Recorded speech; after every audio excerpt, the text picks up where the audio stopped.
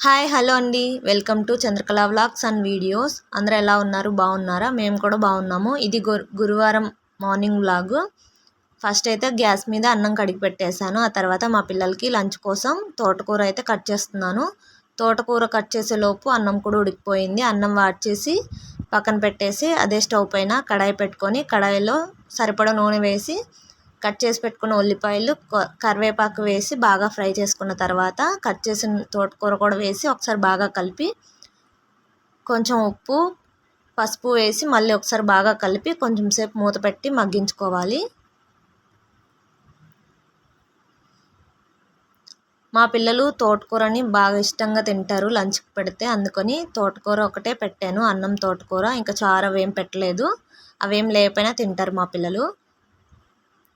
కొంచెం సేపు తర్వాత మూత తీసి మళ్ళీ ఒకసారి బాగా కలిపి కొంచెం కారం ధనియాల పొడి వేసి మళ్ళీ ఒకసారి బాగా కలిపేసి మళ్ళీ ఒక 5 నిమిషాలు మూత పెట్టాను. తర్వాత కొంచెం పప్పుల పొడి వేస్తున్నాను నేను. పప్పుల పొడి వేస్తే తోటకూర చాలా బాగుంటుంది. మీకు కూడా నచ్చితే ట్రై చేయండి ఒకసారి. 1 స్పూన్ పప్పుల పొడి వేసాను. పప్పుల పొడి వేసిన తర్వాత ఒకసారి బాగా కలిపి ఒక 2 నిమిషాలు మగ్గించుకొని ఆ తర్వాత స్టవ్ ఆపేసి పక్కన పెట్టేసాను తోటకూర. టిఫిన్ కోసం దోశ అయితే వేస్తున్నాను.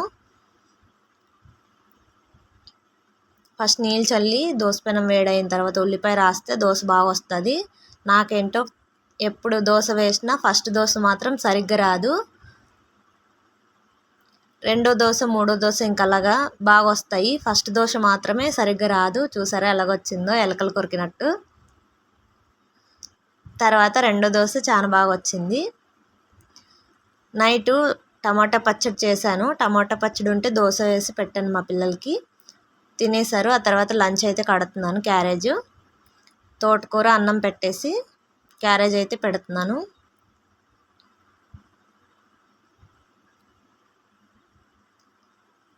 మా పిల్లలకి స్కూల్ బస్సు 8 గంటలకు వస్తుంది. అంతలోపు రెడీ చేయాలి వాళ్ళని. వాళ్ళైతే టిఫిన్ తింటున్నారు. అంతలోపు నేను లంచ్ బాక్స్ కడుతున్నాను.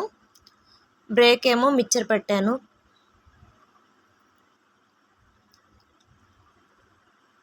లంచ్ రెడీ చేసిన తర్వాత పిల్లల్ని అయితే స్కూల్కి బస్సు ఎక్కించి వచ్చాను. ఆ తర్వాత నేను తల ఎందుకో ఈ మధ్యన దురద పెడుతుంది బాగా, అందుకోసమని నిమ్మకాయ రుద్దుకుంటున్నాను.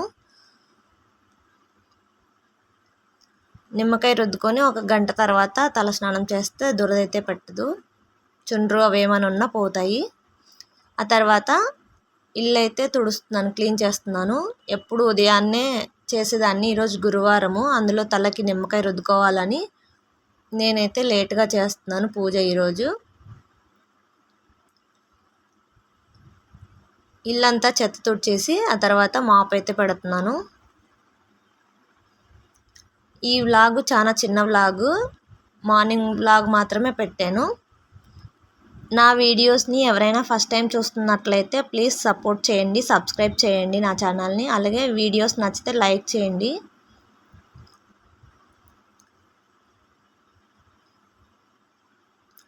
మాప్ పెట్టిన తర్వాత